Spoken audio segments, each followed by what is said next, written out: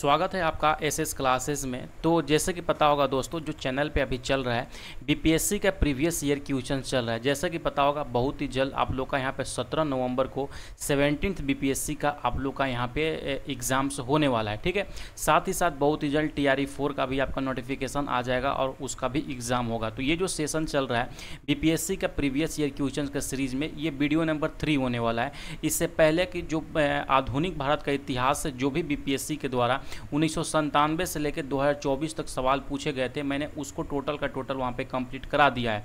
अगर कि आप लोगों ने आधुनिक भारत का इतिहास वाला अगर अभी तक वीडियो नहीं देखा है तो जाकर पहले उसको देख लीजिए।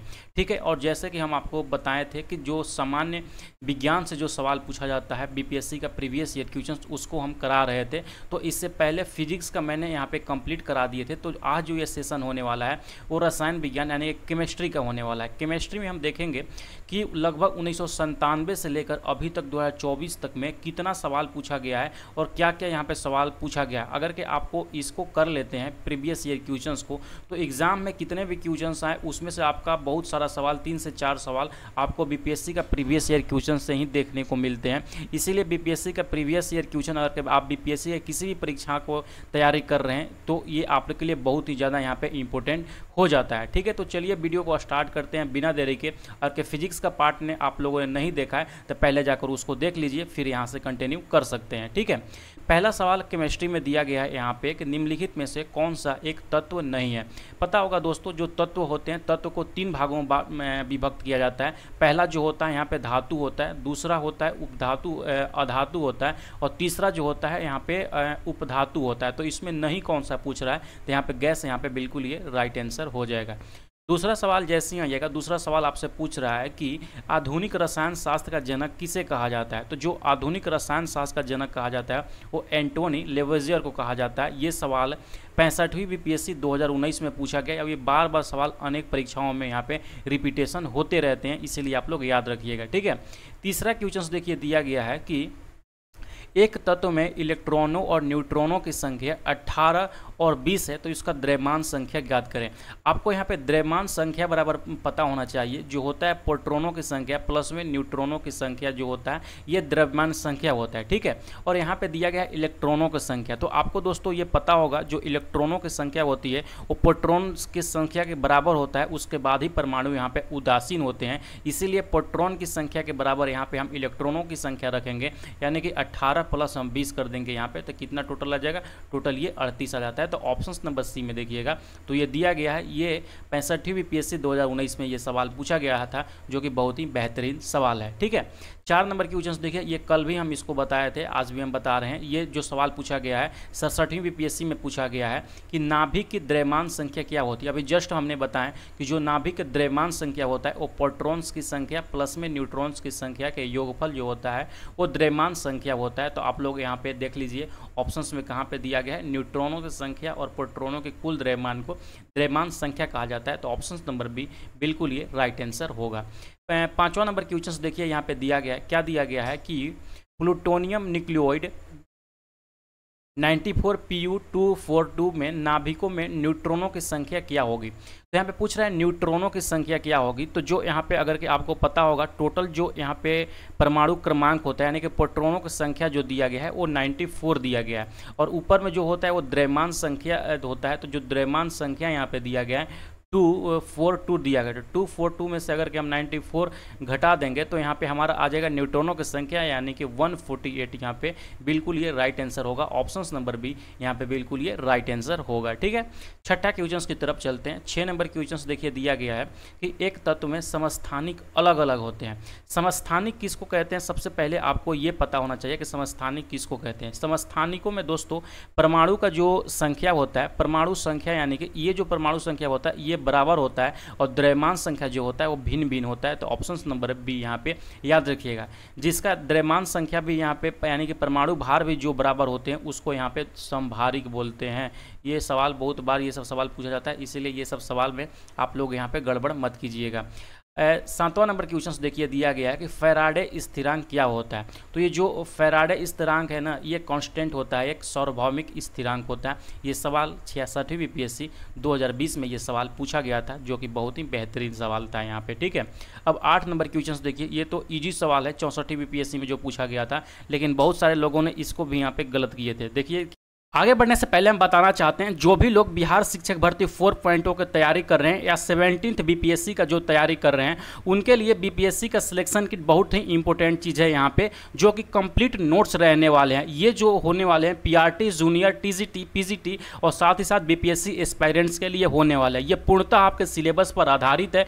जो भी चीज़ें आपका सिलेबस में दिया गया है उसको हम नोट्स के तौर पर आपको प्रोवाइड करते हैं। इससे पहले मैंने TRE1, TRE2, TRE3 तीनों में प्रोवाइड किया था। इसका बहुत ही बेहतरीन रिस्पांस रहा है। बहुत सारे क्वेश्चंस यहाँ पे डायरेक्ट टू डायरेक्ट पेपर में देखने को मिलते हैं, ठीक है। तो जिनको भी चाहिए होगा, इसमें पहले देख लेते हैं क्या कुछ आपका यहाँ पे मटेरियल मिलने वाला है। एनसीईआरटी क्लास 6 से क्लास 12 तक का आपको चैप्टर वाइज नोट्स मिलेंगे। एक एक चीज़ बहुत ही बेहतरीन तरीका से टॉपिक वाइज हम वहाँ पे डिज़ाइन किए हुए हैं। साथ ही साथ बिहार SCERT का जो बुक्स होते हैं, इससे भी सवाल पूछा जाता है बीपीएससी के एग्जामों में। तो ये भी क्लास 6 से लेकर क्लास 12 तक का यहाँ पे चैप्टर वाइज नोट्स मैं आपको दूंगा। भारतीय राष्ट्रीय आंदोलन का हम MCQs के तौर पे और नोट्स के तौर पे दोनों PDF प्रदान करेंगे, और जो भी subject wise most important MCQs होंगे वो हम इसमें प्रोवाइड कर रहे हैं। साथ ही साथ बीपीएससी और उसके रिलेटेड एग्जामों में जो भी प्रीवियस ईयर क्वेश्चंस पूछा गया है सब्जेक्ट वाइज, उसको देंगे। बिहार स्पेशल का नोट्स मिलेगा। टॉप 500 करेंट अफेयर्स जो कि हम प्रदान करते हैं, आपका एग्जाम से पहले ये दिया जाएगा। साथ ही साथ बीपीएससी TRE1, TRE2, TRE3 में जो भी सवाल पूछे गए हैं वो भी आपको इसमें मिलेगा। और EVS का भी नोट्स हम आप इसको इसमें आप इंक्लूड किए हुए हैं। तो जिनको भी चाहिए होगा, आप SS क्लासेस के मोबाइल एप्लीकेशन डाउनलोड करके मात्र यहाँ पे 599 रुपये में परचेज कर सकते हैं। अभी एक ऑफर है, अगर के अभी आप परचेज करते हैं तो यहाँ पे न्यू 100 आप यहाँ पे कूपन कोड अप्लाई कीजिएगा और यहाँ पे आपको 200 का इंस्टेंट डिस्काउंट मिलेगा। याद रखिएगा, ये जो डिस्काउंट है पहले प्रथम 100 लोगों के लिए हैं। जैसे ही 100 लोग फुल होते हैं तो ये जो ऑफर्स हैं 200 रुपये का इंस्टेंट डिस्काउंट अपने आप ये खत्म हो जाएगा। तो जिनको भी चाहिए होगा, SS क्लासेस का मोबाइल एप्लीकेशन डिस्क्रिप्शन के लिंक से डाउनलोड कर लीजिए और उसके बाद इसको परचेज कर सकते हैं। बाकी कोई भी क्यूरी हो तो ये दिए गए नंबर पे हमको व्हाट्सअप कर सकते हैं। चलिए आगे के लिए और पढ़ते हैं। क्या दिया गया है कि निम्न में से किसका pH 7 है? शुद्ध पानी का, उदासीन विलयन का, क्षारीय विलयन का या अम्लीय विलयन का। आपको पता होगा जिसका भी pH यहाँ पे वैल्यू 7 होता है वो एक उदासीन विलयन होता है। तो यहाँ पे इस हिसाब से तो यहाँ पे उदासीन विलयन राइट आंसर होना चाहिए था, बिल्कुल, लेकिन ऐसा नहीं है। जो शुद्ध पानी होता है उसको भी उदासीन विलयन में ही माना जाता है, इसलिए उदासीन विलयन और यहाँ पे और हो गया या शुद्ध पानी, ये दोनों का जो pH मान होता है वो 7 होता है। तो इसका जो राइट आंसर हो जाएगा उपयुक्त में से 1 से अधिक हो जाएगा। आप लोग याद रखिएगा। देख रहे हैं कितना बेहतरीन सवाल बीपीएससी पूछ रहा है यहाँ पे 2018 में। 9वां सवाल देखिए दिया गया है, निम्नलिखित में से किस विलयन का pH मान 7 से अधिक होता है? जो अधिक 7 से अधिक होता है यानी कि उसको क्या बोलते हैं? उसको क्षारीय बोलते हैं। 7 अगर देखिए 7 से जो बराबर होता है उसको यहाँ पे क्या बोलते हैं? उदासीन बोलते हैं। 7 से जो यहाँ पे ज़्यादा होता है, 7 से जो ज़्यादा होता है उसको बोलते हैं क्या? क्षारीय विलयन। और जो 7 से यहाँ पे कम होता है उसको बोलते हैं अम्लीय विलयन। ठीक है, आई होप की बातें इतना समझ गए। 10वां नंबर क्वेश्चन यहाँ पे देखिए क्या दिया गया है कि पानी का pH मान कितना होता है। तो अभी हम बताएं जो शुद्ध पानी होता है उसका pH मान यहाँ पे 7 होता है। तो ऑप्शन नंबर बी यहाँ पे ये बिल्कुल ये राइट आंसर होगा। ठीक है, अगला सवाल की तरफ बढ़ते हैं। यहाँ पे देखिएगा 11 नंबर क्वेश्चन दिया गया है कि एक घोल का pH मान 3 से 6 बदलता है, H+ आयन की सांद्रता क्या होगी? यानी कि 3 से बदल रहा है 6, तो 6 में से अगर 3 हम घटाएंगे तो यहाँ पे 3 यानी कि 10 के पावर में -3, यानी अगर इसको करेंगे तो 1/1000 यहाँ पे आ जाएगा, यानी कि 1000 गुना ये कम हो जाएंगी। ये आपका ऑप्शन नंबर डी बिल्कुल ये राइट आंसर हो जाएगा। 66वीं बीपीएससी में ये सवाल पूछा गया है। ठीक है, अगला सवाल देखते हैं 12 नंबर क्वेश्चन कि क्या यहाँ पे दिया गया है। 12 नंबर क्वेश्चन आपसे पूछ रहा है कि ब्रोमीन होता है रंगहीन गैस है, भूरी गैस है, अत्यंत ज्वलन गैस है या लाल गैस है। तो जो ये ब्रोमीन होता है ना, ब्रोमीन वह एक लाल द्रव होता है। ठीक है, अब ब्रोमीन के बारे में आपको पता होगा कि ये कमरे के ताप पर द्रव अवस्था में ये पाया जाता है और इसका परमाणु जो क्रमांक पाया जाता है वो 35 है। कभी कभी ये भी सवाल पूछ देता है, तो आप लोग याद रखिएगा। ठीक है, और ये वर्ग 17 में पाया जाता है आपका 13 नंबर क्वेश्चन देखिएगा, दिया गया है कि वेल्डिंग में प्रयोग होने वाली कौन सी गैस है। तो जो वेल्डिंग में प्रयोग होता है गैस, ऑक्सीजन और एसिटिलीन गैस में यहाँ पे प्रयोग होता है। तो ऑप्शन नंबर सी बिल्कुल ये राइट आंसर होगा। अब देखिए गैल्वेनाइजेशन से सवाल हर एक एग्जाम में पूछा जाता है कि गैल्वेनाइज्ड जो लोहा होता है इस पर किसकी परत चढ़ाया जाता है। तो इस पर जस्ते की परत यहाँ पे चढ़ाया जाता है। इसको हिंदी में दे देता है यशद लेपन, कभी भी दे देता है। तो वहाँ पर भी आप लोग कंफ्यूज नहीं होइएगा। तो यशद लेपन और गैल्वेनाइजेशन दोनों एक सेम ही है। ये देखिए सवाल 2017 के 63वीं बीपीएससी में सवाल पूछा गया था। अगला सवाल में जैसे ही आइएगा, यहाँ पे दिया गया है कि कपड़े साफ करने में प्रयोग होने वाले डिटर्जेंट है। तो जो ये जो कपड़ा साफ करने वाला डिटर्जेंट होता है, इसमें आपका जो पाया जाता है वो पाया जाता है सल्फोनेट पाया जाता है। याद रखिएगा ऑप्शन नंबर डी बिल्कुल ये राइट आंसर होगा। 16 नंबर क्वेश्चन है, दिया गया कि वह तत्व जो मानव पसीने के माध्यम से उत्सर्जित होता है उसमें क्या पाया जाता है। तो जो यहाँ पे मानव के शरीर से जो पसीना निकलता है उसमें आपका यहाँ पे गंधक भी होता है, लोहा भी होता है, मैग्नीशियम भी होता है, जस्ता भी होता है। इसीलिए ऑप्शन नंबर ई बिल्कुल ये राइट आंसर होगा। ये जो भी सवाल है ये घोर के पी जाइएगा, बहुत सारा सवाल यहाँ से देखने को मिलेगा आपका। 17 नंबर क्वेश्चन है कि नीला थोथा का रासायनिक रूप क्या होता है। तो ये जो नीला थोथा होता है उसका रासायनिक जो सूत्र होता है, यानी कि उसका रासायनिक नाम जो होता है वो कॉपर सल्फेट होता है। और कॉपर सल्फेट का आपका पता होगा CuSO4 प्लस इंटू 5H2O ये होता है आपका कॉपर सल्फेट का, यानी कि नीला थोथा का। याद रखिएगा, कभी कभी ये भी सवाल पूछ देता है। 18 नंबर क्वेश्चन देखिए, दिया गया है कि निम्नलिखित में से सबसे भारी धातु कौन सी है। तो ये इजी सवाल है जो कि 2017 में पूछा गया था। सबसे भारी धातु कौन सी होती है, तो प्लेटिनम होती है। ऑप्शन नंबर डी बिल्कुल ये राइट आंसर होगा। 19वां सवाल देखिए, दिया गया है कि स्टेनलेस स्टील एक मिश्र धातु होती है। तो जो ये स्टेनलेस स्टील मिश्र धातु होती है, आपको पता होगा इसमें जो होता है लोहा भी होता है, और उसके बाद यहाँ पे क्या होता है कार्बन भी होता है, कार्बन के बाद निकेल भी होता है, और निकेल के बाद क्रोमियम भी होता है। तो यहाँ पे देखिएगा ये सारा चीज़ होता है। तो ऑप्शंस में देख लीजिएगा, तो यहाँ पे अगर के आप लोग देखिएगा तो उपयुक्त में से एक से अधिक दिया गया है, इसीलिए ऑप्शन नंबर ई बिल्कुल ये राइट आंसर हो जाएगा। अगला सवाल देखिए, 20वां नंबर क्वेश्चन दिया गया है कि टूटी हुई हड्डियों की रक्षा के लिए प्लास्टर ऑफ पेरिस का प्रयोग होता है। यह क्या है, यह एक जिप्सम है, आपको पता होना चाहिए। ऑप्शन नंबर डी यहाँ पे राइट आंसर होगा। और जो इसका सूत्र होता है वो CaSO4 इंटू 2H2O होता है। तो आप लोग इसको भी अच्छे से याद रखिएगा, कभी कभी सवाल यही पूछ लेता है। प्लास्टर ऑफ पेरिस का सूत्र क्या होता है, देखिए यही सवाल हूबहू पूछ दिया, CaSO4 होल ट्वाइस और H2O यहाँ पे बिल्कुल ये राइट आंसर होगा। जो मैंने यहाँ पे 2 लिखे हैं, इसको लिखने का ये भी तरीका होता है, CaSO4 इसको करके होल ट्वाइस कर देंगे तो ये आ जाएगा H2O। ये भी तरीका से ऐसे भी हम ये दोनों चीज़ों को लिख सकते हैं। 22 नंबर क्वेश्चन दिया गया है कि एक हाइड्रोकार्बन जिसमें कार्बन के 2 परमाणु द्विबंध द्वारा जुड़े होते हैं कहलाते हैं। तो ये जो कहलाते हैं ना, उसको हम बोलते हैं यहाँ पे एल्कीन समूह बोलते हैं। ऑप्शन नंबर बी बिल्कुल ये राइट आंसर हो जाएगा। 23वां सवाल है कि सिरके का रासायनिक नाम क्या है। तो ये इजी सवाल है। सिरके का जो रासायनिक नाम होता है वो एसेटिक अम्ल होता है। ऑप्शन नंबर यहाँ पे सी बिल्कुल ये राइट आंसर होगा। और साथ ही साथ अभी एक IUPAC भी नेम पूछ देता है कि इसका क्या होता है। तो याद रखिएगा जो IUPAC नेम होता है एथेनोइक अम्ल होता है। क्या होता है, एथेनोइक अम्ल। तो ये भी आप लोग यहाँ पे याद रखिएगा क्या क्या होता है। ठीक है, अगला सवाल की तरफ बढ़ते हैं। अगला सवाल आइएगा, 24 नंबर सवाल में यहाँ पे दिया गया है कि निम्नलिखित में से कौन सा अम्ल सिरके में उपस्थित होता है। तो जो अभी तुरंत बताएं, जो सिरका में होता है एसिटिक अम्ल होता है। 25 नंबर क्वेश्चन है कि कार की बैटरी में प्रयोग होने वाला अम्ल कौन सा है। ये सवाल बहुत बार पूछा जाता है। जो कार के बैटरी में होते हैं वो सल्फ्यूरिक अम्ल होता है। तो ऑप्शन नंबर डी बिल्कुल ये राइट आंसर हो जाएगा। ठीक है, 26 नंबर क्वेश्चन में जैसे ही आइएगा, यहाँ पे दिया गया है कि सोडा वाटर की बोतल खोलने पर निकलने वाली गैस कौन सी होती है। तो जब सोडा वाटर आप खोलते हैं तो उसमें से कार्बन डाइऑक्साइड गैस निकलता है। तो ऑप्शन नंबर ए बिल्कुल ये राइट आंसर हो जाएगा। ठीक है, अगला सवाल की तरफ बढ़ते हैं। अगला सवाल जैसे ही आइएगा, दिया गया है, ये 2011 का सवाल पूछा गया है कि खनिज जो मिनरल्स होते हैं वो क्या है। तो जो ये खनिज मिनरल्स हैं ये अकार्बनिक ठोस होते हैं। ऑप्शन नंबर बी बिल्कुल ये राइट आंसर होगा। अब देखिए 28 नंबर जो क्वेश्चन दिया गया है, बहुत ही बेहतरीन सवाल दिया गया है कि 1945 ईस्वी में नागासाकी के जापान में गिराए गए बमों में से कौन सा विस्फोटक प्रयुक्त किया गया था। अब आपको पता होना चाहिए जो जापान में 1945 ईस्वी में 2 बम गिराए गए थे।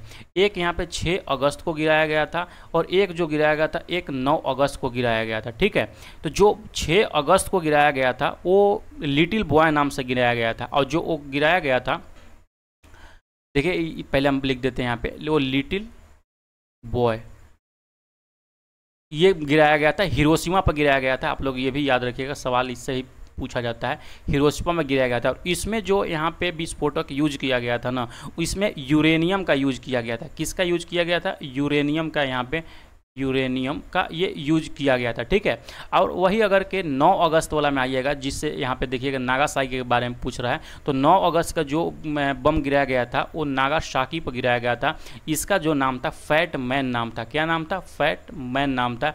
और इसमें जो यूज किया गया था वो प्लूटोनियम का यहाँ पे यूज किया गया था। तो ऑप्शन नंबर सी देखिएगा, तो ये बिल्कुल ये राइट आंसर हो गया। ठीक है, जो जो चीज़ मैंने अभी बताएं आपको स्टैटिक्स के रूप में, इसको भी याद रखिएगा, सवाल यहाँ से भी बनते हैं। ठीक है, 29 नंबर क्वेश्चन देखिए दिया गया है कि आगे बढ़ने से मैं आप लोगों को बताना चाहूँगा, जो भी लोग भारतीय राष्ट्रीय आंदोलन से डरे हुए हैं कि इसका तैयारी हम कैसे करें, क्या करें, उनके लिए मैं एक कंप्लीट नोट्स लेकर आ गया हूं, जिसमें आपको साथ ही साथ 600 मोस्ट इंपॉर्टेंट एमसीक्यूज मिलेंगे, जो कि एनसीईआरटी बेस्ड रहने वाले हैं। ठीक है, इसमें कंप्लीट नोट्स में क्या क्या रहने वाले हैं मैं एक एक करके आपको बता देता हूँ, और कंप्लीट आपको यहाँ पर एक चीज़ मिलने वाला है जो कि भारतीय राष्ट्रीय आंदोलन होने वाले हैं। ये बिल्कुल और बिल्कुल आपको जो मिलेगा 49 रुपये मिलेगा। मैं इसका लिंक्स डाउनलोड करने का लिंक्स, परचेज का लिंक्स अपने इस वीडियो के डिस्क्रिप्शन में दे दूंगा, वहां से आप टैप करके इसको आप परचेज कर सकते हैं। जैसे ही अगर के इसमें आइएगा, यहाँ पे देखिएगा, तो मैं एक बहुत ही बेहतरीन तरीके से सारे चीज़ों को यहाँ पे जो भी इंपॉर्टेंट पॉइंट है आपका भारतीय राष्ट्रीय आंदोलन में, सब कुछ यहाँ पे, चाहे वो पार्लियामेंट सुधार हो, मुस्लिम लीग हो, कांग्रेस का गठन हो, विघटन हो, भारतीय राष्ट्रीय 1857 का विद्रोह, हर एक चीज़ को बहुत ही बेहतरीन तरीक़ा से मैंने यहाँ पे बना दिए हैं, ताकि आपको कम समय में एक अच्छे से जानकारी यहाँ पे मिल पाए। जैसे कि देखिए 1857 का विद्रोह में क्या चीज़ इंपॉर्टेंट था, कैसे था, और साथ ही साथ इतना अगर के आप कर लेते हैं, जैसे कि भारतीय राष्ट्रीय का विभिन्न चरण आइएगा तो यहाँ पर सब कुछ दिया गया है, बहुत ही बेहतरीन तरीक़ा से एक आपको एक जानकारी हो जाती है कि कैसे यहाँ पर सारी चीज़ें हुआ था, जो कलकत्ता अधिवेशन हुआ था, सूरत अधिवेशन हुआ था, तो ये सारा चीज़ यहाँ पे दिया गया है। और जैसे ही ये कंप्लीट कर लेते हैं, ये सब कुछ जब आप कंप्लीट कर लेते हैं, तो लास्ट में जैसे कि यहाँ पे देखिएगा, बहुत ही बेहतरीन तरीक़ा से मैंने यहाँ पे 600 मोस्ट एक्सपेक्टेड जो है यहाँ पे आप लोगों के लिए एमसीक्यूज दे दी हैं। यानी कि एमसीक्यूज जैसे कि अगर कि आप नोट्स तो पढ़ लीजिएगा, और बाकी अगर कि आप सवाल कैसे लगाइएगा, तो सारा चीज़ यहाँ पे सवाल देखिएगा, तो 600 मोस्ट इंपॉर्टेंट सवाल मैंने आप लोग के लिए इसमें अच्छे से बना दिए हैं, ताकि जैसे ही आप क्वेश्चन से लगाना स्टार्ट कीजिएगा, तो एक बहुत ही बेहतर तरीके से आप लोग के लिए यहाँ पर सारा कुछ मार्क्स आपको निकल कर आएंगे, और एक बेहतर तैयारी आपको होगा। ठीक है, तो जिनको परचेज करना होगा मात्र 49 रुपये में, नीचे दिए गए डिस्क्रिप्शन में जो भी मैंने वहाँ पर लिंक दिए गए हैं, उस लिंक से आप लोग इसको परचेज कर सकते हैं मात्र 49 रुपये में। ठीक है, चलते हैं अपने टॉपिक के ऊपर में। एक ही प्रकार का परमाणु निम्न में से किस में मिलता है? तो एक ही प्रकार का जो परमाणु होते हैं वो क्या होते हैं? वो प्राकृतिक तत्व होते हैं। ऑप्शन नंबर सी बिल्कुल ये राइट आंसर होगा। सबसे अधिक क्रियाशील धातु कौन सी होती है? जो सबसे अधिक क्रियाशील होती है वो पोटेशियम होता है। ऑप्शन नंबर डी बिल्कुल ये राइट आंसर होगा। अब ये सवाल देखिए, ये VBA सवाल है। ऐसा भारत का कोई भी परीक्षा नहीं रहता है जिसमें ये सवाल नहीं पूछा जाता है। वनस्पति तेल से वनस्पति घी बनाने में प्रयुक्त होने वाली गैस कौन सी है? तो उसमें जो गैस यहाँ पे यूज होता है वो हाइड्रोजन होता है। ऑप्शन नंबर है बिल्कुल ये यहाँ पे ये राइट आंसर होता है। ठीक है, अब 32 नंबर क्वेश्चन देखिए दिया गया है कि आयोडीकृत लवण में रहता है, क्या रहता है? ऑप्शन से दिए गए हैं मुक्त iodine, calcium iodide, magnesium iodide, potassium iodide, या कोई नहीं। तो इसमें जो होता है वो पोटेशियम आयोडाइड होता है। आप लोग याद रखिएगा, BPSC का प्री में 2016 में ये सवाल पूछा गया था। ठीक है, अगला सवाल में आते हैं 33 नंबर क्वेश्चन में। तो इसमें दिया गया है कि खाने का नमक NaCl किससे बनता है? तो जो ये खाने का नियम मतलब खाने का जो नमक है ये बनता है जो स्ट्रॉन्ग अम्ल होते हैं और स्ट्रॉन्ग जो क्षार होते हैं, यानी कि प्रबल अम्ल और प्रबल क्षार के मिश्रण से उदासीन नमक बनाया जाता है यहाँ पे। तो आप लोग याद रखिएगा, ऑप्शन नंबर बी यहाँ पे ये करेक्ट आंसर होगा। ठीक है, और उसी तरह करके यहाँ पे देखिएगा कि 34 नंबर क्वेश्चन दिया गया था कि सभी जैव यौगिक का अनिवार्य मूल तत्व क्या है? जो सभी यहाँ पे जैव यौगिक होते हैं उसका जो अनिवार्य मूल तत्व होता है वो कार्बन होता है। ऑप्शन नंबर सी यहाँ पे आपका ये राइट आंसर होगा। अब देखिए यहाँ पे 65वां बीपीएससी में 2019 के अंदर में एक सवाल पूछा गया था कि ऑक्सीजन अनुपस्थित होता है, किसमें ऑक्सीजन अनुपस्थित होता है? तो याद रखिएगा जो किरोसिन तेल होता है इसमें यहाँ पे एक ऑक्सीजन अनुपस्थित होता है, क्योंकि जो ये किरोसिन होता है ना ये हाइड्रोकार्बन समूह में आता है, यानी कि उसका ही ये मिश्रण होता है। और जो हाइड्रोकार्बन होता है वो कार्बन और हाइड्रोजन के यौगिक से बनता है, इसीलिए इसमें ऑक्सीजन यहाँ पे नहीं होता है। आप लोग इसको याद रखिएगा, ठीक है।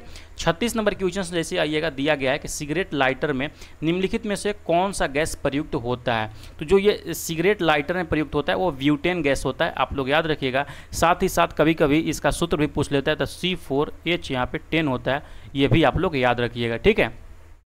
37 नंबर क्वेश्चन जो दिया गया है कि निम्नलिखित में से कौन सा तरलीकृत पेट्रोलियम गैस का मुख्य घटक है?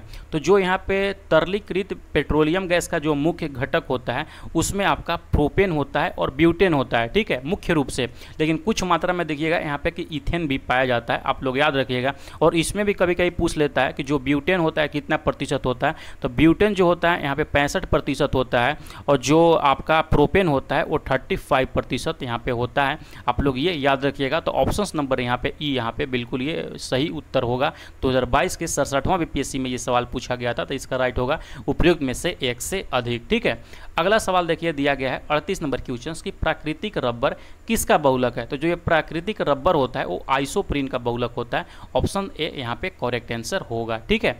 देखिए यहाँ पे 39 नंबर क्वेश्चन है कि टेफ्लॉन निम्नलिखित में से किस एकलक का बहुलक है? तो जो ये टेफ्लॉन है ना बहुलक, वो टेफ्लॉन बहुलक है टेट्राफ्लोरोएथिलीन का, यहाँ पे है। ऑप्शन नंबर है बिल्कुल ये करेक्ट आंसर दिया गया है। 40वां सवाल है कि बेकेलाइट निम्नलिखित के संघनन से बनता है, यानी कि बेकेलाइट के बारे में बताना है कि किसके ये संघनन से बनता है। तो ये जो बनता है वो बनता है फिनोल और फॉर्मेल्डिहाइड के यहाँ पे संघनन से बनता है। तो ऑप्शन नंबर बी बिल्कुल ये राइट आंसर होगा। और कभी कभी पूछ लेता है कि बेकेलाइट का खोज किसने किया था? याद रखिएगा 1907 से लेकर 1909 के बीच में ये खोज चलता है, और जो ये खोज किए थे वो बेल्जियम के एक केमिस्ट थे, बेकेलैंड इनका नाम था, लियो बेकेलैंड। तो आप लोग इसको भी याद रखिएगा, मैं यहाँ पे लिख देता हूँ लियो बेकेलैंड, ठीक है। तो ये जो वैज्ञानिक थे इन्होंने ये खोज किए थे, आप लोग याद रखिएगा, ठीक है। 41 नंबर क्वेश्चन देखिए, दिया गया है कि ट्राइग्लिसराइड क्या है? तो जो ट्राइग्लिसराइड है ना यह एक फैट है, यानी कि यह एक वसा है, आपको इसको याद होना चाहिए। 42 नंबर क्वेश्चन आपसे जो पूछा गया था 2022 के अंतर्गत बीपीएससी में 67वां बीपीएससी में पूछा गया था कि ग्रेफाइट और हीरे के बारे में निम्नलिखित में से कौन सा कथन सत्य है? तो ग्रेफाइट और जो हीरा होता है ना वो एक जैसी यहाँ पे क्रिस्टल संरचना दोनों में पाई जाती है। तो यहाँ पे देखिएगा तो ऑप्शन नंबर अगर के ए में देखिएगा तो ये दिया गया है, ठीक है। उसी तरह अगर के यहाँ पे ऑप्शन नंबर बी में देखिएगा कि उनकी कठोरता समान होती है, उनकी विद्युत चालकता समान होती है, वे एक समान रासायनिक प्रक्रिया से गुजर सकते हैं। तो यहाँ पे बिल्कुल ये सही होगा, सबसे सटीक उत्तर होगा, क्योंकि ये दोनों जो अपरूप होते हैं कार्बन के अपरूप होते हैं, और दोनों में यहाँ पे एक रासायनिक प्रक्रिया का पालन किया जाता है ये दोनों में, ठीक है। तो यहाँ पे देखिएगा 43 नंबर क्वेश्चन में क्या दिया गया है। 43 नंबर क्वेश्चन में सवाल पूछ रहा है कि पुलिस द्वारा नशे में गाड़ी चलाने वाले की सांस की जांच के लिए फिल्टर पेपर पर क्या होता है? आपको पता होगा कि जो यहाँ पे ड्रिंक एंड ड्राइव अभी भारत में प्रोहिबिटेड है, भारत में क्या पूरा दुनिया में भी ये नहीं करना है। फिर भी अगर के जो लोग यहाँ पे शराब पी के गाड़ी चलाते हैं तो पुलिस वहाँ पे एक खास तकनीक से उन लोगों को पकड़ लेती है कि क्या ये नशा किया हुआ है या नहीं। तो उसमें जो अगर के देखिएगा इसमें जो यूज किया जाता है पोटेशियम डाइक्रोमेट और सल्फ्यूरिक अम्ल का यहाँ पे प्रयोग किया जाता है ये टेस्ट के लिए, ठीक है। तो ऑप्शन नंबर ए बिल्कुल ये राइट आंसर होगा। ये 66वां बीपीएससी में सवाल पूछा गया है, हो सकता है मोस्ट एक्सपेक्टेड है ये सवाल फिर भी अभी भी पेपर में देखने को मिले 70वां बीपीएससी या टीआरई 4 में, ठीक है। 44 नंबर क्वेश्चन देखिएगा, दिया गया है कि घरेलू ईंधन के रूप में प्रयुक्त एलपीजी में मुख्यतः होती है। एलपीजी में मुख्यतः क्या होती है? मैंने अभी थोड़ा देर पहले बताया कि उसमें प्रोपेन भी होता है और यहाँ पे ब्यूटेन भी होता है, ठीक है। ब्यूटेन जो होता है 65% होता है और प्रोपेन जो होता है वो 35% होता है, ठीक है। तो ऑप्शन नंबर देखिएगा तो ई हो जाएगा, उपयुक्त में से एक से अधिक ये हो जाएगा, ठीक है। और कभी कभी सवाल भी मतलब इसका फॉर्मूला भी पूछ लेता है क्या होता है। तो जो ये प्रोपेन होता है, प्रोपेन का याद रखिएगा CH3H8 इसका फार्मूला होता है, और ब्यूटेन का जो फार्मूला होता है C4H10 यहाँ पे होता है। तो ये दोनों चीज़ आप लोग अच्छे से याद रखिएगा, ठीक है। 45 नंबर क्वेश्चन की तरफ बढ़ते हैं। 45 में आइएगा तो यहाँ पे देखिए ये सवाल जो है ना, ये TRE 3 के अंदर में सवाल पूछा गया था और बहुत सारे लोगों ने यहाँ पे गलत करके ये सवाल आए थे। अगर के उन लोगों ने BPSC का प्रीवियस ईयर क्वेश्चन पढ़ लिया होता तो ये सवाल कभी भी गलत नहीं करके आते, ठीक है। इसमें देखिए क्या दिया गया है कि ग्रीन हाउस गैसों का मुख्य घटक होता है, और सभी लोगों ने यहाँ पे कार्बन डाइऑक्साइड मार कर आए थे, जो कि यहाँ पे गलत उत्तर है। उस समय भी यहाँ पे BPSC 2018 में जब ये सवाल पूछा गया था तो इसका जो उत्तर लिया गया था उपयुक्त में से 1 से अधिक लिया गया था। इसमें माना जाता है कि जो कार्बन डाइऑक्साइड गैस के लिए मुख्य घटक होते हैं वो कार्बन डाइऑक्साइड भी होते हैं, मीथेन भी होते हैं, और यहाँ पे नाइट्रस ऑक्साइड वगैरह भी होते हैं, ठीक है, और साथ ही साथ ओजोन भी होते हैं। इसीलिए उपयुक्त में से 1 से अधिक होगा। लेकिन बहुत सारे बच्चों का ये कहना था कि यहाँ पे मुख्य पूछ रहा है इसीलिए यहाँ पे ये होगा, लेकिन नहीं, यहाँ पे जो इसका उत्तर होगा उपयुक्त में से 1 से अधिक होगा। उपयुक्त यहाँ से ऑप्शन नंबर ई इसका करेक्ट आंसर है, और BPSC ने भी यही उत्तर माना था 2018 में भी, और अभी TRE 3 जो 2024 में हुआ है उसमें भी यही उत्तर लिए गए हैं, ठीक है। सेम सवाल यहाँ पे देखिएगा तो यही पूछा गया है कि कौन सा मुख्य घटक है 2019 के अंतर्गत में भी, तो ऑप्शन ई यहाँ पे हो जाएगा। अब ये देख सकते हैं बार बार ये रिपीटेशन होने वाले प्रश्न है, इसीलिए आपको ये याद होना चाहिए। 47 नंबर क्वेश्चन देखिएगा, दिया गया है कि पेट्रोल तथा डीजल के अधूरी जलने से उत्पन्न होती है, क्या उत्पन्न होती है। अगर कि ये दोनों कम जलेंगे तो उसमें से कार्बन मोनोऑक्साइड यहाँ पे बहुत ज़्यादा निकलेगी। इसीलिए सरकार ने अभी जो प्रदूषण का सर्टिफिकेट बनवाना अनिवार्य कर दिया है, क्योंकि अगर कि आप जब चेक कराने जाते हैं दुकान पे तो वहाँ पे यही दोनों चीज़ें चेक होती हैं कि पेट्रोल और डीजल जो है वो सही से जल रहे हैं कि नहीं, अत्यधिक धुआं तो नहीं दे रहा है। अगर कि आपका गाड़ी से अत्यधिक धुआं आ रहा है, इसका मतलब है कि ये दोनों का अधिक मतलब अच्छे तरीके से जलन नहीं हो रहा है उसके अंतर्गत में, और सबसे ज़्यादा यहाँ पे कार्बन मोनोऑक्साइड बाहर निकालता है, ठीक है।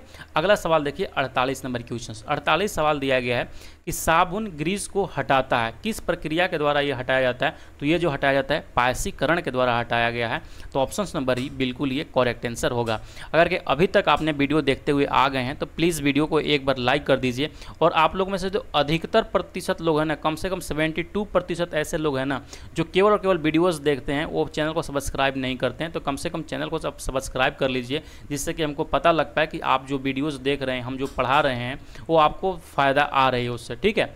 49 नंबर क्वेश्चन देखिए, यहाँ पे ना मिलान करने के लिए दिया है, क्या दिया गया है, स्पार्टन है, फ्रियोन है, नियोप्रीन है और वेनाड्रिल है। सबसे पहले जो स्पार्टन होता है वो आर्टिफिशियल स्वीटनर होता है, यानी कि कृत्रिम मधुरक होता है। फ्रियोन का प्रयोग आप लोग जानते होंगे, इसका फ्रिज में प्रयोग किया जाता है प्रशीतक के रूप में, और जो नियोप्रीन है वो संश्लेषित रबर है, और जो बेनाड्रिल है वो एक दवा है, यानी कि प्रतिहिस्टामीन है। तो अगर देख लीजिएगा ये कहाँ पे ये बैठ रहा है, तो अगर के इसको देखिएगा तो ऑप्शन नंबर सी में यहाँ पे ये बिल्कुल ये राइट आंसर होगा, ठीक है। अगला सवाल की तरफ बढ़ते हैं। अगला 50वां नंबर क्वेश्चन देखिएगा, तो इसमें दिया गया है कि निम्नलिखित में से किसकी मात्रा अम्ल वर्षा में सबसे अधिक होती है। तो सबसे ज़्यादा जो अम्ल वर्षा में होती है वो सल्फ्यूरिक अम्ल के होती है, यानी कि H2SO4, ये इसका राइट आंसर होगा।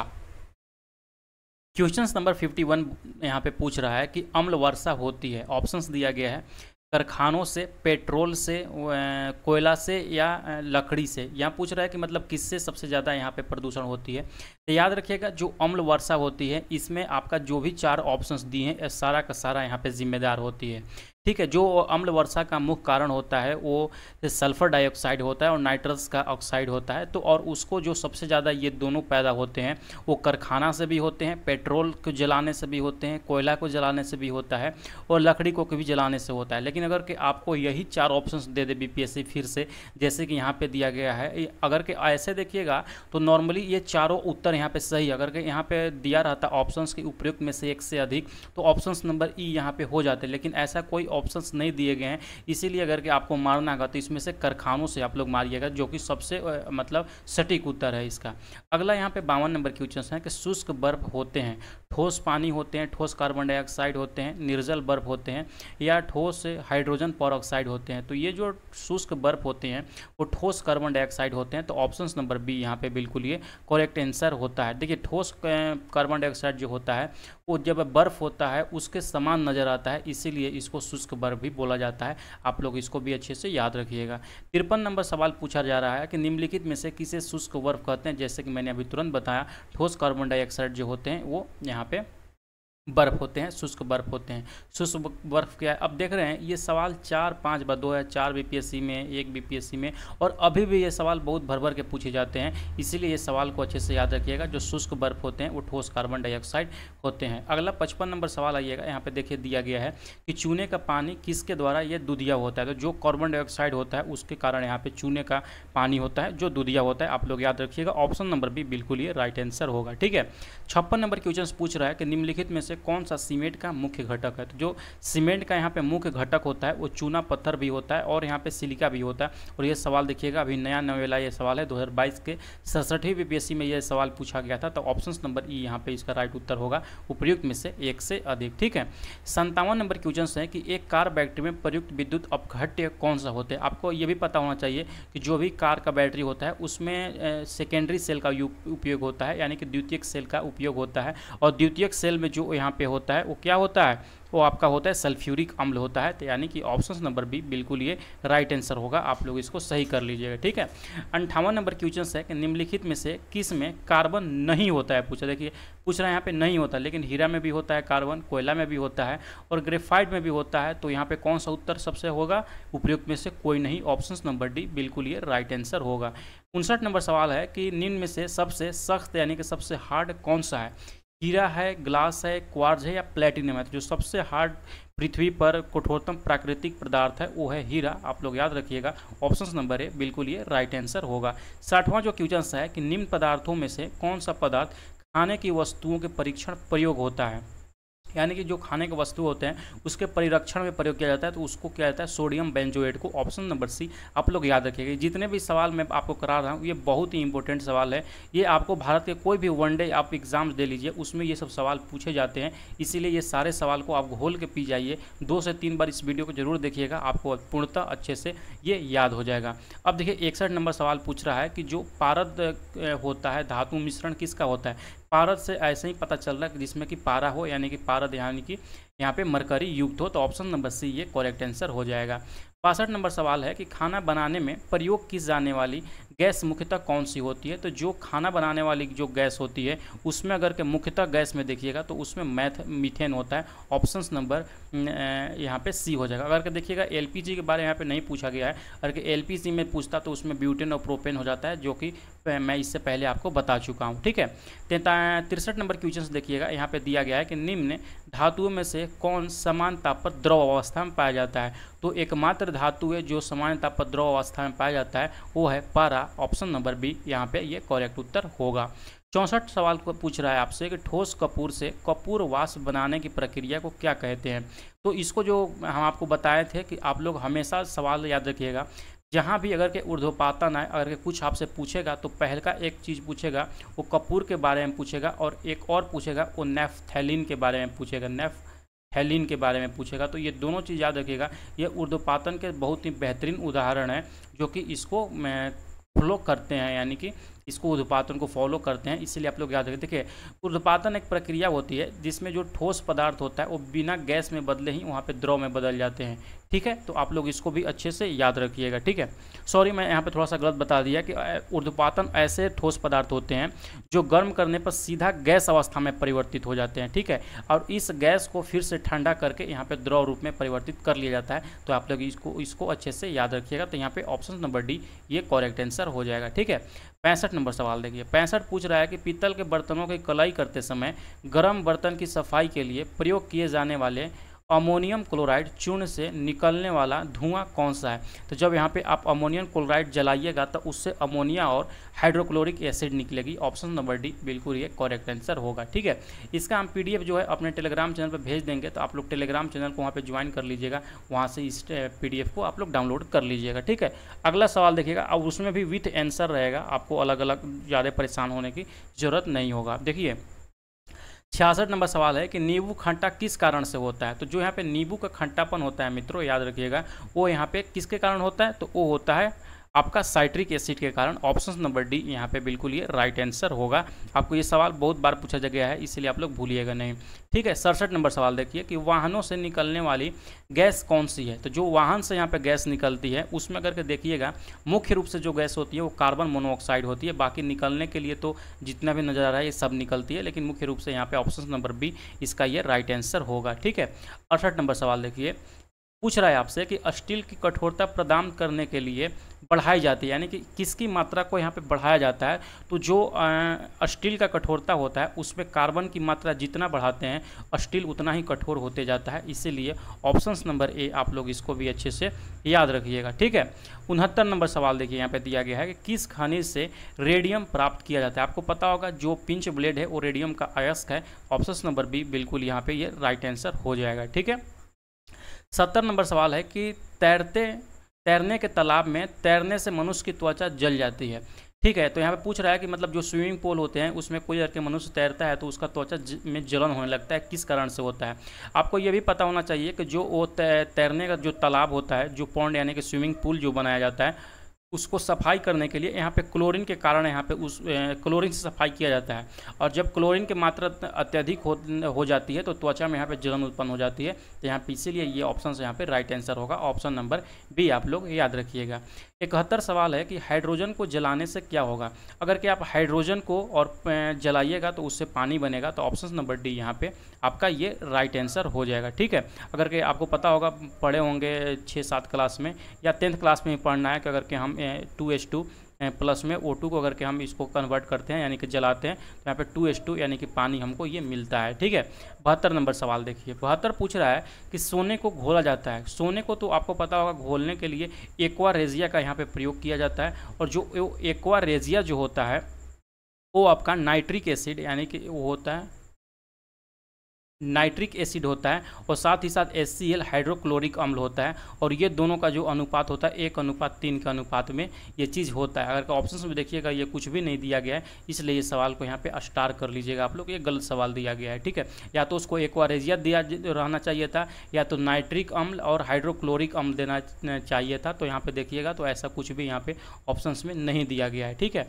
73 नंबर सवाल देखिए आप लोग, 73 सवाल पूछ रहा है कि हाइड्रोफ्लोरिक एसिड कांच की बोतल में नहीं रखा जाता है क्योंकि यह अभिक्रिया करता है। ये अभिक्रिया कैसे करता है, तो ये जो कांच की जो होता है वो सिलिकॉन ऑक्साइड से ये अभिक्रिया करता है। ऑप्शन डी यहाँ पे बिल्कुल ये करेक्ट आंसर होगा। 74 नंबर सवाल है कि वायु में थोड़ी देर रखने पर किसी धातु के ऊपर हरे रंग का बेसिक कार्बोनेट की परत जम जाती है, वो धातु कौन सी होती है। जब यहाँ पे वायु में धातु को खुला छोड़ दीजिएगा तो उस पर जो है ना एक बेसिक कार्बोनेट का यहाँ पे परत जम जाता है, तो वो जो होता है वो तांबे के ऑक्सीकरण के कारण होता है, जिसको जो बोलते हैं पटीना भी बोलते हैं इस क्रिया को। अगर तांबा के कारण जो ऑक्सीकरण होता है उसको पटीना बोला जाता है। याद रखिएगा, यही पूछ रहा है कि वो धातु कौन सा है, तो तांबा है। ऑप्शन नंबर ए बिल्कुल ये करेक्ट आंसर होगा। ठीक है, अब 75 नंबर सवाल देखिए, 75 नंबर सवाल पूछ रहा है कि विस्फोटक नाइट्रोग्लिसरीन है, क्या है ये। तो याद रखिएगा ये जो विस्फोटक नाइट्रोग्लिसरीन है वो एस्टर है। ऑप्शन नंबर डी यहाँ पे याद रखिएगा।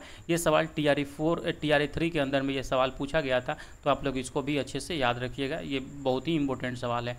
76 नंबर सवाल है कि घरेलू LPG सिलेंडरों के दाब मापक नहीं प्रदान किए जाते हैं, क्योंकि उस पर अगर के सबसे ज़्यादा जो प्रेशर पड़ेगा ना, जिसके कारण जो चौक यानी कि जो यहाँ पे दाब मापक वो रेगुलेटर्स लगाए होंगे वो चौक हो जाएगा यहाँ पे कि कितना उसमें प्रेशर आ रहा है, इसीलिए ये नहीं लगाए जाते हैं। तो ऑप्शन नंबर डी यहाँ पे बिल्कुल सही उत्तर है।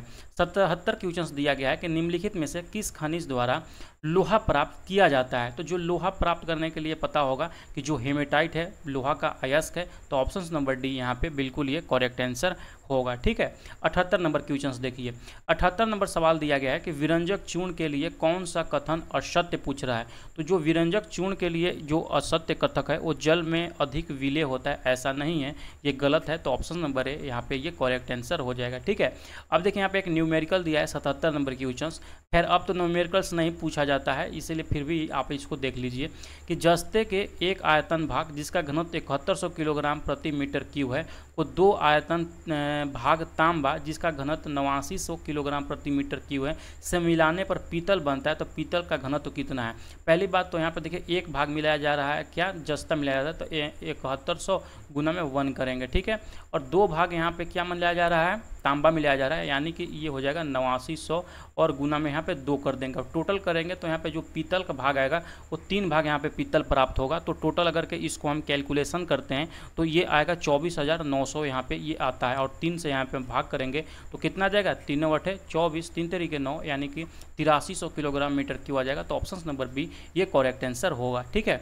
अब आइए 80 नंबर सवाल कि जस्ते से एक बर्तन पर विद्युत लेपन की विधि में क्या होता है। तो ये जो विद्युत लेपन की विधि होता है वो बर्तन को ऋण ध्रुव और शुद्ध जस्ते को धन ध्रुव बनाया जाता है, इसीलिए ये चीज़ होता है। तो ऑप्शन नंबर सी यहाँ पे आप लोग अच्छे से याद रखिएगा, ठीक है। अब 81 नंबर ये सवाल देखिए, जो स्टेनलेस स्टील किसका मिश्र धातु होता है। ऑप्शन देखिएगा लोहा और निकेल का, लोहा क्रोमियम का, और फिर यहाँ पे तांबा क्रोमियम, लोहा जस्ते का। याद रखिएगा जो एसएस होता है यानी कि स्टेनलेस स्टील जो होता है उसमें आपका यहाँ पे आयरन भी होता है, और उसके बाद देखिएगा तो यहाँ पे क्रोमियम भी होता है, क्रोमियम। और फिर अगर के आप लोग देखिएगा तो उसमें आपका मैग्नीज भी होता है, और क्या, तो ये कार्बन भी होता है। तो ये सारा चीज़ देखिएगा तो ये सब चीज़ मिलके होता है, लेकिन ऑप्शंस में कहीं भी नहीं दिया, तो इसीलिए यहाँ पे ऑप्शन नंबर ई बिल्कुल ये राइट आंसर होता है। सबसे ज़्यादा जो स्टेनलेस स्टील में होता है वो आयरन होता है, याद रखिएगा लगभग 89% ये आयरन होता है। उसके बाद जो क्रोमियम होता है वो 10% होता है। मेजर पार्ट ये होते हैं, लेकिन और भी चीज़ें जो मैग्नीज है, कार्बन है, ये सारा कुछ यहाँ पे पाए जाते हैं, इसीलिए ऑप्शन नंबर ये इसका एक करेक्ट आंसर होगा। जैसे कि देख सकते हैं ये 63वीं BPSC 2017 में ये सवाल पूछा गया था, ठीक है। 82 नंबर सवाल देखिए कि स्टेनलेस स्टील मिश्र धातु है। स्टेनलेस स्टील अभी तुरंत मैंने जो बताया वही इसका राइट आंसर होगा, इसको स्टार कर लीजिएगा यहाँ पे, ठीक है। अगला सवाल देखिए यहाँ पे 83 नंबर क्वेश्चंस।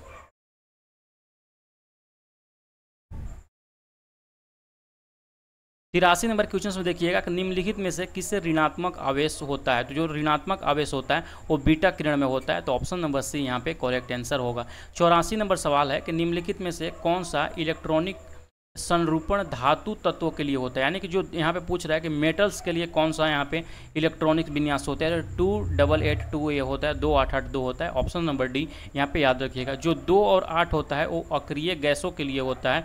और अगर के आप लोग देखिएगा तो हाँ बस इतना ही आप लोग याद रखिए, और कुछ इसमें नहीं पूछा जाता है। 85 नंबर सवाल है यहाँ पे कि कार्बन मोनोऑक्साइड यानी कि CO समूह का आबंध क्रम क्या है, यानी कि CO का पूछ रहा है कि आबंध क्रम क्या है। तो जो CO का आबंध क्रम होता है वो 3 होता है, यानी कि 3 ट्रिपल बॉन्ड्स बनाते हैं। ऑप्शन नंबर डी यहाँ पे ये करेक्ट आंसर होगा। अब 86 नंबर सवाल देखिए, बहुत ही बेहतरीन सवाल है कि जिस धातु के परमाणु में 2 प्रोटॉन, 2 न्यूट्रॉन और 2 इलेक्ट्रॉन होते हैं उस धातु का द्रव्यमान संख्या कितनी होती है।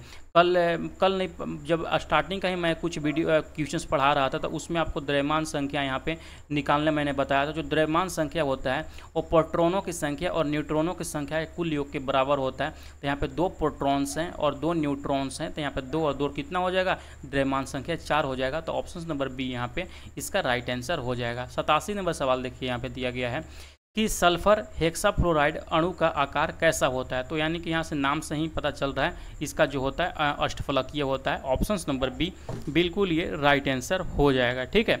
अगला सवाल देखिए यहाँ पे दिया गया है 88 नंबर क्वेश्चन। 88 नंबर सवाल दिया गया है कि एक तत्व X की बाह्यतम कक्षा में 4 इलेक्ट्रॉन है, ठीक है, और हाइड्रोजन के साथ इसके यौगिक का कौन सा सूत्र होगा, यानी कि बाह्यतम कक्षा में 4 इलेक्ट्रॉन है तो X, H और ये 4 हो जाएगा। ऑप्शन नंबर डी ये करेक्ट आंसर हो जाएगा। बेंजीन में सिग्मा और पाई बॉन्ड की संख्या कितनी होती है। तो जो ये दोनों का होता है वो 12 होता है और 3 होता है। और बेंजीन का कभी कभी सूत्र पूछ देता है, याद रखिएगा C6H6 इसका ये बेंजीन होता है, ठीक है। तो आप लोग इसको भी याद रखिएगा। और ये षष्ठ फलकीय होता है, ये भी पता होना चाहिए। 90 नंबर सवाल है कि भारी पानी वह पानी होता है, यानी कि यहाँ पे D2O की बात कर रहा है, यानी कि ड्यूटेरियम ऑक्साइड का ये बात हो रहा है। तो भारी पानी जो होता है जिसमें हाइड्रोजन के स्थान पर उसके आइसोटोप ले लेता है, यानी कि ऑप्शन नंबर सी ये करेक्ट आंसर हो जाएगा, ठीक है। अब 91 नंबर सवाल देखिए यहाँ पे 91 पूछ रहा है कि किसी परमाणु नाभिक का आइसोटोप वह नाभिक होता है। आइसोटोप माने समस्थानिक, समस्थानिक माने जिसका यहाँ पे परमाणु संख्या बराबर हो और उसका परमाणु भार अलग अलग हो, यानी कि परमाणु संख्या मतलब प्रोटॉनों की संख्या यहाँ पे समान हो और न्यूट्रॉनों की संख्या भिन्न भिन्न हो, यानी कि ऑप्शन नंबर बी ये करेक्ट आंसर होगा। ठीक है, 92 नंबर सवाल देखिए यहाँ पे 92 सवाल पूछ रहा है आपसे कि दूध उदाहरण है, तो दूध जो किसका उदाहरण, तो ये कोलाइडी का उदाहरण है। ऑप्शन नंबर बी यहाँ पे ये राइट आंसर हो जाएगा। ठीक है, अब याद रखिएगा 93 नंबर सवाल दिया गया है कि एल्कोहलिक जो खमीर होते हैं का आखिरी उत्पाद कौन है, यानी कि सबसे अंतिम जो प्रोडक्ट होते हैं वो कौन सा प्रोडक्ट होते हैं, तो याद रखिएगा वो जो होता है इथाइल एल्कोहल होता है। ऑप्शन नंबर सी यहाँ पे ये करेक्ट आंसर होगा। ठीक है, 94 नंबर सवाल कि ग्लूकोज को एथिल अल्कोहल में किस एंजाइम द्वारा बदल दिया जाता है, तो जो यहाँ पे ग्लूकोज को एथिल अल्कोहल में चेंज किया जाता है वो किया जाता है जाइमेज के द्वारा। ऑप्शन नंबर सी यहाँ पे राइट आंसर होगा। और यही सवाल यहाँ पे TRE 3 के अंदर में भी ये सवाल देखने को मिला था, इसीलिए मैं बोलता हूँ कि जो BPSC का प्रीवियस ईयर क्वेश्चन है आपको हर हाल में इसको करना ही करना है, चाहे आप BPSC का कोई सा भी एग्जाम का यहाँ पे तैयारी कर रहे हो। ठीक है, अगला देखिए यहाँ पे कि 95 नंबर सवाल में पूछ रहा है कि शक्कर के किण्वन से क्या बनता है, तो जो यहाँ पे शक्कर के किण्वन से जो बनता है वो बनता है आपका इथाइल एल्कोहल बनता है। तो आप लोग इसको ऑप्शन नंबर ए यहाँ पे ये राइट आंसर होगा। याद रखिएगा ग्लूकोज का सूत्र क्या होता है, ये तो बचपन से पढ़ते आए होंगे कि जो C6H12O6 होता है वो ग्लूकोज का यहाँ पे सूत्र होता है। ठीक है, अब 97 नंबर सवाल देखिए, बहुत ही बेहतरीन सवाल है ये 97 नंबर कि यूरिया में उपस्थित होने वाला तत्व कौन कौन सा है, तो जो यूरिया में उपस्थित होते हैं CH और NO होते हैं। और कभी कभी तो पूछ देता है कि यूरिया का सूत्र क्या होता है, तो आप लोग याद रखिएगा CONH2 के होल ट्वाइस यहाँ पे 2 ये होता है, ये यूरिया का फार्मूला होता है। और ये भी पूछ देता है कि यूरिया में नाइट्रोजन का प्रतिशत कितना होता है, तो ये भी याद रखिएगा 46% इसमें ये नाइट्रोजन होता है। तो आप लोग ये सारा चीज़ अच्छे से याद रखिएगा। ठीक है, यहाँ पे देखिए 98 नंबर सवाल कि जो अपमार्जक होते हैं वो क्या होते हैं, तो ये जो होते हैं डिटर्जेंट जो होते हैं वो शोधन अभिकर्ता होते हैं, इसीलिए ऑप्शन नंबर डी ये करेक्ट आंसर होगा। ठीक है, 99 नंबर सवाल दिया गया है आपका कि निम्न में से कौन सा पदार्थ साबुन बनाने में प्रयुक्त होता है, तो जो साबुन बनाने में जो प्रयुक्त होता है वो यहाँ पे वनस्पति तेल का प्रयोग किया जाता है। तो ऑप्शन नंबर ए बिल्कुल ये करेक्ट आंसर होगा। 100 नंबर सवाल देखिए, बहुत ही बेहतरीन सवाल और बार बार आने वाला ही सवाल है कि पीतल में कौन कौन सी धातुएं होती है, तो जो पीतल में यहाँ पे धातु होती है उसमें तांबा और जास्ता होता है। इसको याद करने का एक मैं ट्रिक बता देता हूँ, पूछता है पीतल में कौन कौन सा मतलब यहाँ पे मिश्रण होता है, तो पिताजी आप लोग याद रखिए, पिताजी, पीतल से पिताजी याद रखिएगा। यहाँ से पीतल मतलब हो जाएगा पी से पीतल, ता से तांबा हो जाएगा और जी से जिंक हो जाएगा। ये नॉर्मल सी चीज़ है, जब जब नया नया लोग तैयारी करते हैं ना तो इस तरीके का ट्रिक बहुत बनाता है लोग, इसलिए मैं आपको बता दिया कि अगर नहीं याद होता होगा, कन्फ्यूजन्स होता होगा, तो पिताजी से आप लोग याद कर लीजिएगा, तांबा और जस्ता और पीतल। ठीक है, अब 101 नंबर सवाल देखिएगा, आपका केमिस्ट्री अब ख़त्म ही होने वाला है। टोटल केमिस्ट्री में 107 सवाल हैं, तो यहाँ पे 101 सवाल में हम पहुँच गए हैं। तीसरे और चौथे समूह के ऑक्साइड का सामान्य गुणधर्म क्या होता है, यानी कि यहाँ पे तीसरा और चौथा समय में मतलब समूह के बारे में पूछ रहा है, यानी कि बेसिक और एसिडिक के बारे में पूछ रहा है। ऑप्शन नंबर ए यहाँ पे ये राइट आंसर होगा। ठीक है, 102 नंबर सवाल देखिए कि रेडियोधर्मी पदार्थ उत्सर्जित करता है, ये क्या उत्सर्जित करता है, तो रेडियोधर्मी तो आपको पता होगा कि जो क्यूरी ने खोज किया था उसमें अल्फा किरण भी निकलते थे, गामा किरण भी निकलते थे, बीटा किरण भी निकलते थे। सबसे मजबूत जो किरण होता था वो गामा किरण होता था, जो कि डायरेक्ट रूप से वहाँ पे प्रतिच्छेद करती थी। ठीक है, यानी कि इसका जो उत्तर हो जाएगा उपयुक्त में से सभी हो जाएगा। ठीक है, 103 नंबर सवाल देखिए कि हवा में जिस गैस की मात्रा सबसे अधिक है वह कौन सी है, तो जो हवा में सबसे ज़्यादा यहाँ पे 78% पाया जाता है वो क्या पाया जाता है, वो नाइट्रोजन पाया जाता है। तो आप लोग इसको अच्छे से याद रखिएगा। 104 नंबर सवाल है कि वायु क्या है, वायु बहुत सारे गैसों का एक मिश्रण है। ऑप्शन नंबर सी ये करेक्ट आंसर होगा। ये देख रहे हैं 1994 में कितना आसान आसान सवाल पूछा जाता था। यहाँ पे 105 नंबर सवाल देखिए, बहुत ही बेहतरीन सवाल है। ये सवाल पूछा जाता है बहुत सारे परीक्षाओं में कि मच्छर भगाने वाली दवाओं में सक्रिय रसायन कौन कौन सा होता है, जो सबसे ज़्यादा सक्रिय रसायन होता है वो एरिथ्रीन होता है। आप लोग याद रखिएगा, ऑप्शन नंबर है बिल्कुल ये राइट आंसर होगा। ठीक है, 106 नंबर सवाल देखिए कि जल की अस्थायी कठोरता का क्या कारण होता है, तो जल का सबसे ज़्यादा जो अस्थायी कठोरता होता है उसका जो कारण होता है वो होता है कैल्शियम तथा मैग्नीशियम के क्लोराइड और सल्फेट होते हैं। आप लोग याद रखिएगा, ऑप्शन नंबर बी यहाँ पे ये राइट आंसर होगा। 107 नंबर सवाल देखिए, यहाँ पे दिया गया कि हास गैस क्या है, यानी कि नाइट्रस ऑक्साइड के बारे में पूछ रहा है। तो ऑप्शन नंबर डी में देखिएगा, यहाँ के N2O के बारे में ये पूछ रहा है, नाइट्रस ऑक्साइड के बारे में पूछ रहा है। ठीक है, 108 नंबर सवाल की तरफ बढ़ते हैं। 108 नंबर सवाल में जैसे ही आइएगा, यहाँ पे दिया गया है निम्नलिखित में से किसे हंसाने वाली गैस कहा जाता है। तो जैसे कि अभी तुरंत मैंने बताया, नाइट्रस ऑक्साइड को बोलते हैं। ऑप्शन नंबर बी ये करेक्ट आंसर होगा। ठीक है, अब 109 नंबर सवाल देखिए, यहाँ पे मिलान करने के लिए दिया है। जो त्वचा का कैंसर होता है वो परावैंगनिक किरण के कारण होता है, तो यहाँ पे 2 हो जाएगा। जो ध्वनि प्रदूषण होता है उसका मापन डेसिबल से करते हैं, यानी कि डेसिबल अत्यधिक होता है, अत्यधिक ध्वनि यहाँ पे उत्सर्जित होता है, इसी कारण ध्वनि प्रदूषण होता है। वैश्विक तापमान में वृद्धि यानी कि कार्बन डाइऑक्साइड में वृद्धि के कारण होता है। और ओजोन छिद्र का मतलब यानी कि जो भी हम यहाँ पे फ्रीज वगैरह चलाते हैं, एसीज वगैरह चलाते हैं, उसमें से क्लोरोफ्लोरोकार्बन निकलता है, जिसके कारण से ओजोन छिद्र होते हैं। तो आप लोग ये मिलान यहाँ पे ये होगा, यानी कि ऑप्शन नंबर बी यहाँ पे ये राइट आंसर होगा, जो कि 2016 के बीपीएससी में ये सवाल पूछा गया था। ठीक है, अगला सवाल की तरफ बढ़ते हैं। अगला नहीं, अब यहाँ से आप लोग का बायोलॉजी स्टार्ट होगा, जो कि नेक्स्ट क्लास में हम पढ़ाएंगे। आप लोग का फिजिक्स मैंने पढ़ा दिया, यानी कि फिजिक्स में जो भी प्रीवियस ईयर क्वेश्चंस में थे वो सब यहाँ पे मैंने कंप्लीट करा दिया। साथ ही साथ ये जो वीडियो अभी अपलोड होगा वो केमिस्ट्री का होगा, तो ये भी यहाँ पे कंप्लीट हो गया। साथ ही साथ जो मॉडर्न हिस्ट्री थे, यानी कि जो भारतीय राष्ट्रीय आंदोलन भी बोल सकते हैं, मॉडर्न हिस्ट्री भी बोल सकते हैं, ये जो मैंने बीपीएससी के प्रीवियस ईयर क्वेश्चंस था ये सब कंप्लीट करा दिए। जो अब इसके बाद यहाँ पे चलेगा बायोलॉजी चलेगा। बायो जैसे ही कंप्लीट होगा उसके बाद हम जियोग्राफी का जो भी इंपॉर्टेंट क्वेश्चंस हैं मैं सब कुछ खत्म करा दूंगा आप लोग को जल्दी जल्दी। ठीक है, तो चलिए मिलते हैं नेक्स्ट वीडियो के साथ में। अगर कि अभी भी आप सब्सक्राइब नहीं किए हैं चैनल को, तो जल्दी से पहले सब्सक्राइब कर लीजिए, उसके बाद डेली आप लोग क्लास अटेंड कीजिए। ठीक है, मिलते हैं नेक्स्ट वीडियो के साथ में।